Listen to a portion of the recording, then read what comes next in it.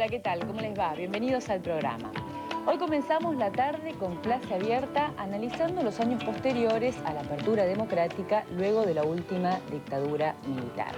Repasaremos los aspectos sociales, políticos y económicos de este periodo que se inicia con la llegada del doctor Alfonsín a la presidencia en 1983 hasta el posterior triunfo del candidato peronista, el doctor Carlos Saúl Menem, en 1989. La derrota en Malvinas en el año 1982 marca el fin político de la última dictadura militar. El nuevo gobierno, encabezado por el doctor Alfonsín, debe hacer frente a dos enormes desafíos: la consolidación de la democracia en la Argentina y de la economía en nuestro país. 3 intentos de golpe de Estado, 13 paros generales y un contexto internacional ideológicamente contrario a la intervención del Estado en la economía marcan el ritmo de estos años de gobierno que analizaremos en el siguiente capítulo de Sociedad y Estado.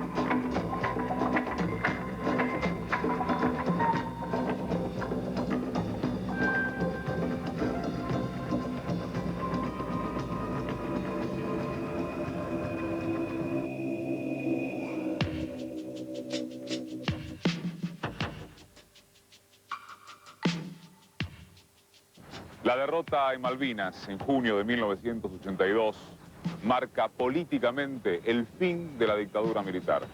Ya no había espacio absolutamente para más nada de allí en adelante.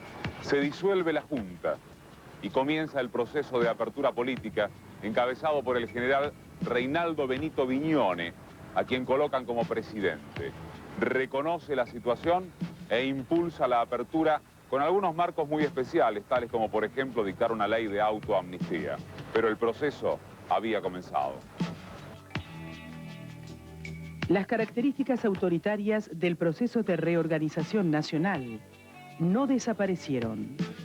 Se declaró ilegal la segunda huelga general, que de todas maneras se realizó, y fueron vanos los intentos del gobierno para prohibir las marchas de las madres de Plaza de Mayo. La dictadura perdía consenso. Comienza a derrumbarse la economía nacional, claro, visto desde los intereses de la mayoría. Los grandes grupos ya se habían asegurado su agosto. Es el fin de la plata dulce. Todo había comenzado con la caída del BIR, del Banco de Intercambio Regional, el banco privado más importante de la Argentina, en marzo de 1980. Le seguirían los grupos Acetru, Trozo, la fuga de divisas, el quiebre de la tablita cambiaria de Martínez de Oz, que había mantenido deprimido al dólar a costa de la industria argentina. Y se termina la ficción de un dólar igual a una unidad del valor monetario argentino. Se termina y empieza un proceso político que empalma con el derrumbe de la economía. Hacia 1983, la situación del país era sumamente crítica. Total recesión económica, desocupación laboral, caída de los ingresos, de las reservas y un enorme monto de deuda externa. Ascendieron al gobierno en Inglaterra Margaret Thatcher y en Estados Unidos Ronald Reagan, quienes estuvieron firmemente empeñados en poner en marcha programas económicos neoliberales, cuyos ejes principales lo constituían la apertura económica, la desregulación, el desmantelamiento del Estado benefactor y las privatizaciones. Estos programas neoliberales habían sido concebidos para programar la reanimación del capitalismo, volver a la reproducción de la tasa de ganancia, como antes de la crisis de los 80. La UCR postula como candidato a la presidencia de la Nación al doctor Raúl Alfonsín, que propone un plan de democratización integral de la sociedad argentina. Alfonsín gana las elecciones y asume el 10 de diciembre de 1983.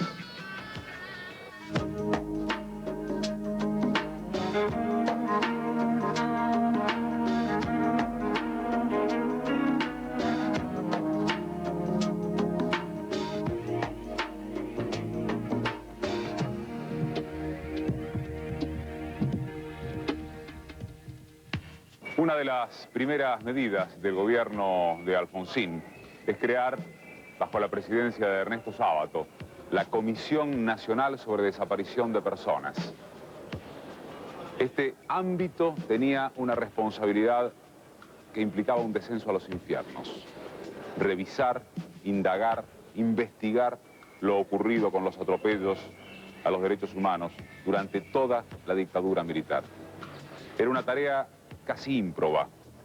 Había edificios demolidos, había huellas que se habían borrado. Los militares se habían preocupado por hacer desaparecer los archivos de la represión.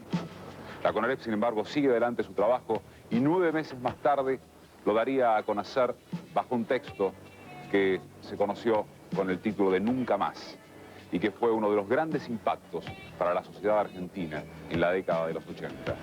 El Nunca Más mostraba precisamente el descenso a los infiernos, al infierno que la Argentina había vivido entre 1976 y 1983.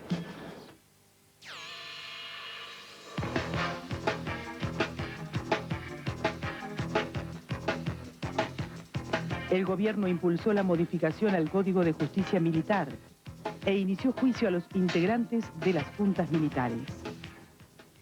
Este fue el único país en donde las juntas militares fueron encausadas, fueron procesadas y enviadas a la cárcel. Este es un dato muy importante que hoy nos parece un poco sumido en el olvido, creo que es importante recordarlo.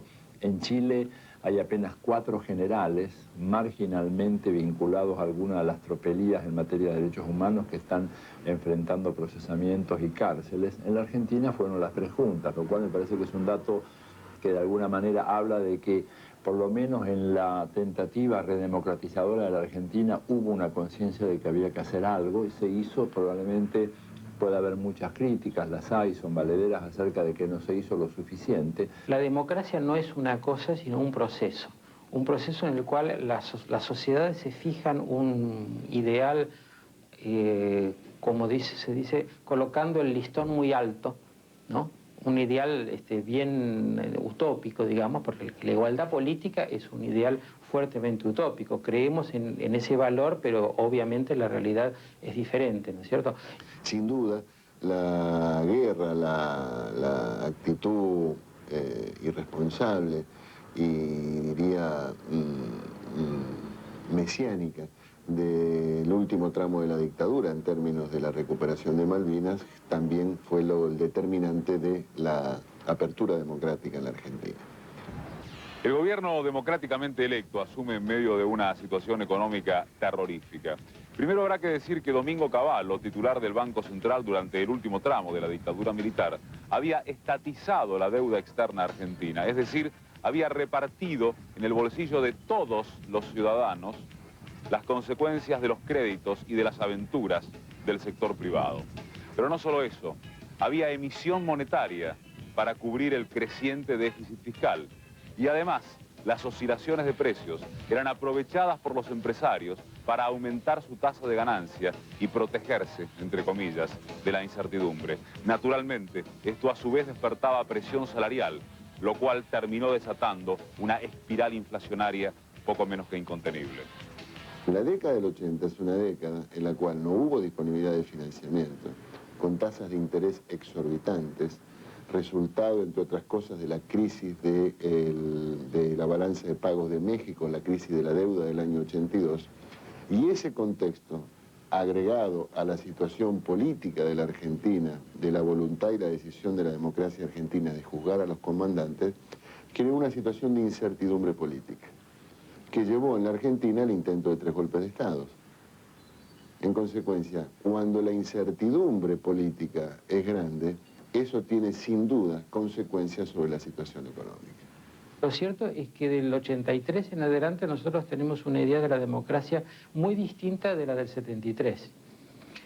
Básicamente porque creemos en que la verdad no está en un solo lugar, que está distribuida en distintas partes, que el pluralismo es importante, ¿no? Y que así como hay unos que tienen la mayoría, los que tienen la minoría tienen no solamente derecho a vivir, cosa que en el 73 casi se podía decir que estaba en cierto modo cuestionado, ¿no? Sino derecho a opinar y derecho a participar en la toma de las decisiones.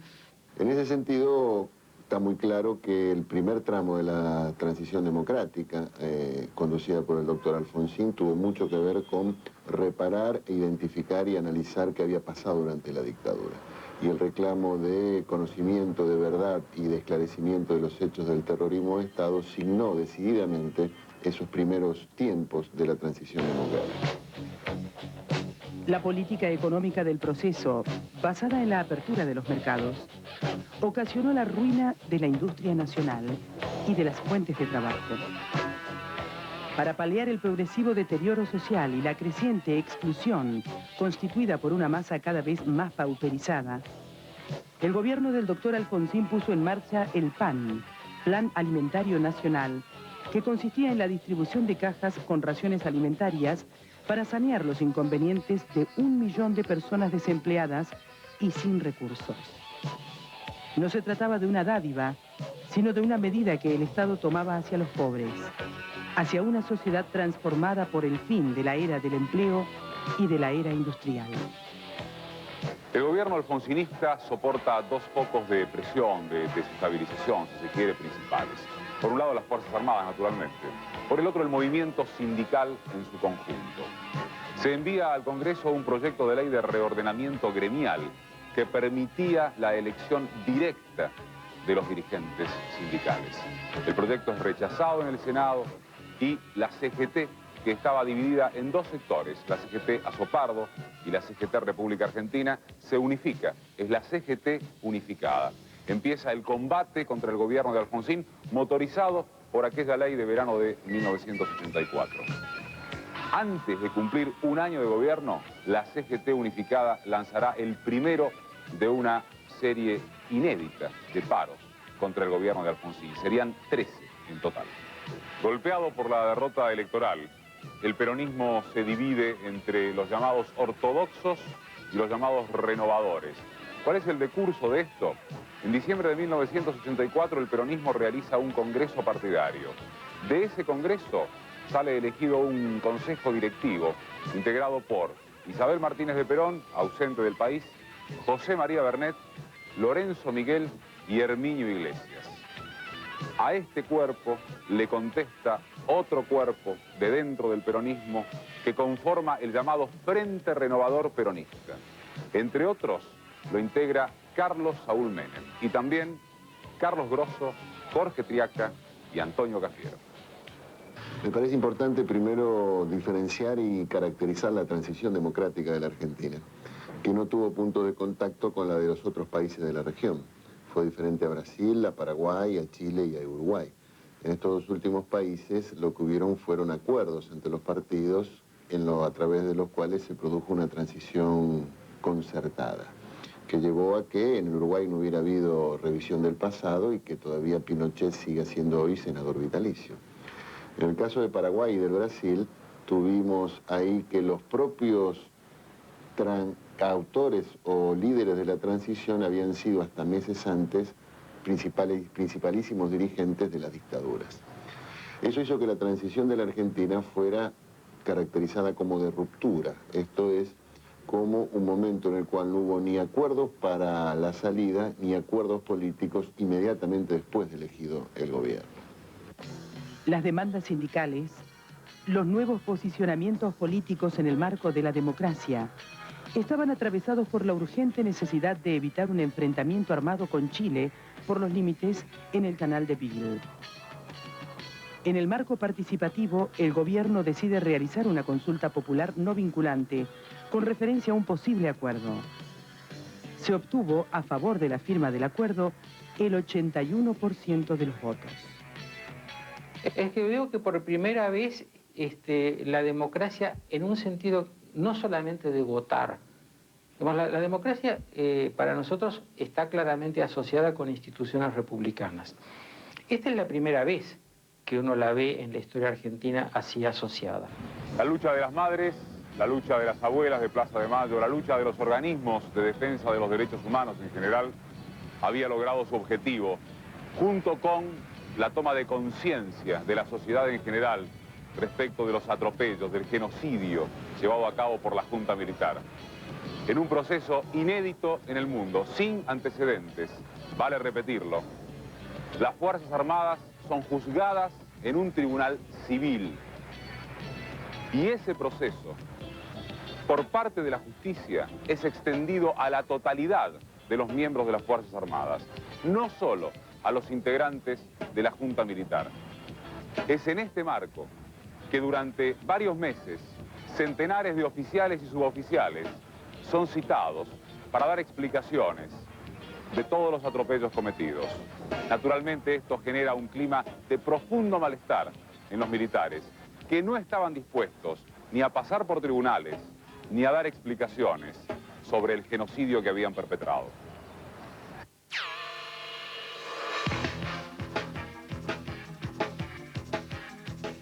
La situación económica era realmente muy grave.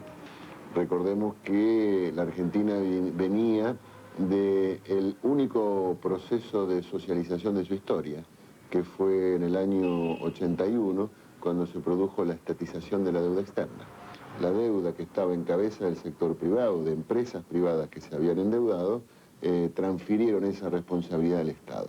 Eso significó una enorme carga en términos del gasto público y de intereses. En junio de 1985, el gobierno decide tomar medidas para encaminar las relaciones entre el Estado, la sociedad y el mundo empresario. La situación económica evolucionaba hacia un proceso hiperinflacionario. El equipo económico dirigido por Juan Zurruil implementó un plan de estabilización denominado Plan Austral. Una de las medidas fue el reemplazo de los pesos argentinos por el austral como unidad monetaria. El plan incluyó además el congelamiento de todos los precios, sueldos y tarifas públicas, a la par de otras medidas puntuales para salir de la inercia inflacionaria. Por un tiempo, el plan se hace efectivo. Cuenta con el apoyo explícito de todos los sectores, pero posteriormente demostrará signos de debilitamiento. Se trató de un plan heterodoxo, en el sentido de que hubiera un congelamiento de precios y de salarios, se buscó la austeridad fiscal, pero ciertamente había muchos intereses de sectores que no querían resignar sus privilegios, de grupos económicos que querían seguir tomando decisiones en la Argentina. Y como hubo un problema político derivado de un resultado electoral de la elección del año 1987, eso generó un proceso de incertidumbre política que alimentó las dificultades económicas.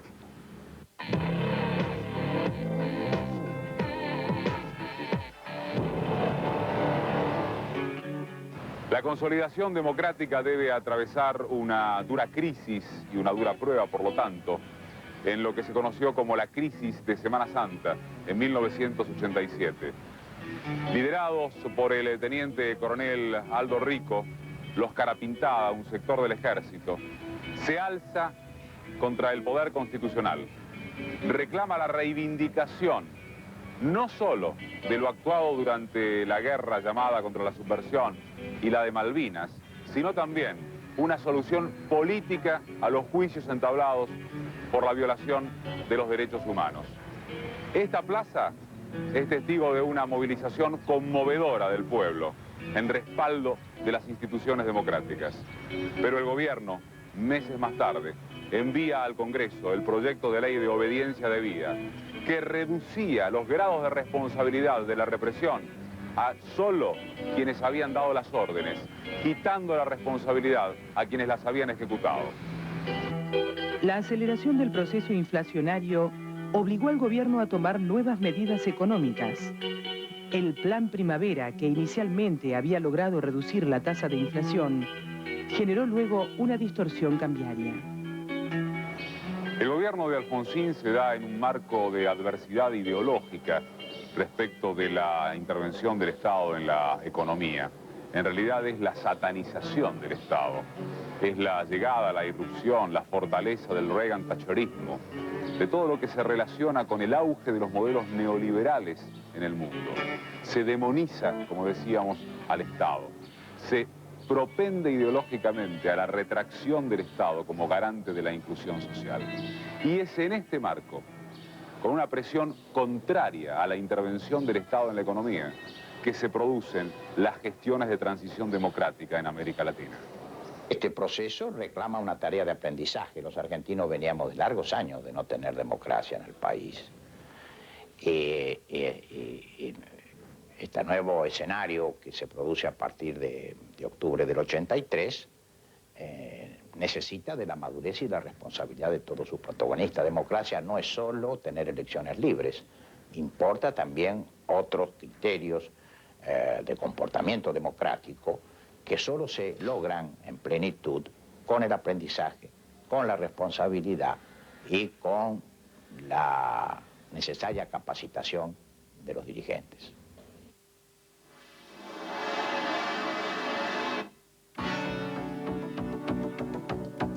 Hacia 1989, la economía argentina presentaba una aguda inconsistencia. Desde febrero de ese año, el Banco Central dejó de licitar divisas en el mercado libre de cambio. A partir de entonces, tuvo lugar una continua aceleración inflacionaria que generó una grave situación de desconcierto y crisis social. Se sucedieron movimientos populares de protesta y saqueos a supermercados.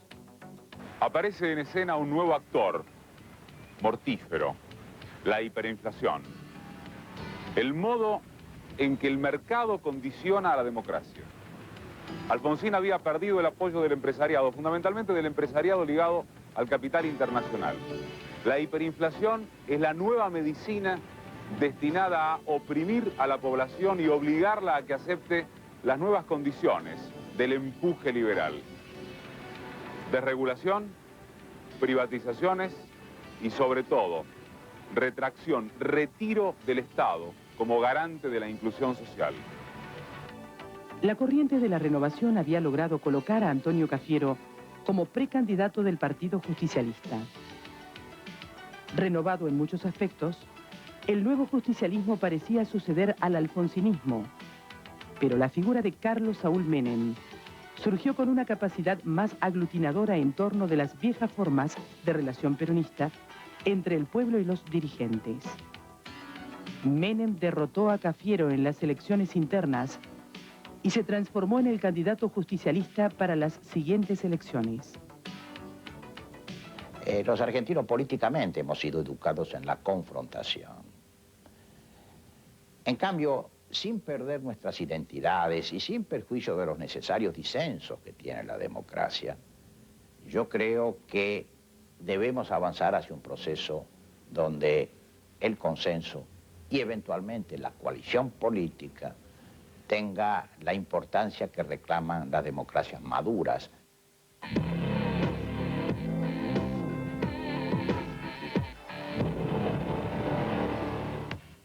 La suerte estaba echada para el gobierno alfonsinista.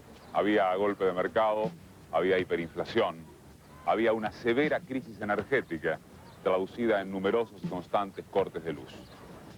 El radicalismo pone como candidato a Eduardo César Angelós, gobernador de Córdoba, pero no había absolutamente nada que hacer. El 14 de mayo de 1989, los justicialistas ganan las elecciones y aparece la promesa, ya había aparecido en realidad durante el proceso electoral, de revolución productiva y salariazo. Alfonsín se ve obligado a adelantar la entrega del mando frente a la convulsión social que se vive en medio de una crisis que permanecía. El modelo que se instala en la Argentina a partir de la llegada de Menem prácticamente no reconoce antecedentes. La estabilidad monetaria, la estabilidad de precios relativos, significó como contrapartida un proceso de exclusión social sin antecedentes. Los niveles de desocupación y de precarización del empleo tampoco tienen registro anterior en la historia argentina. Este fue el resultado de la profundización del modelo neoliberal implementado por el menemismo.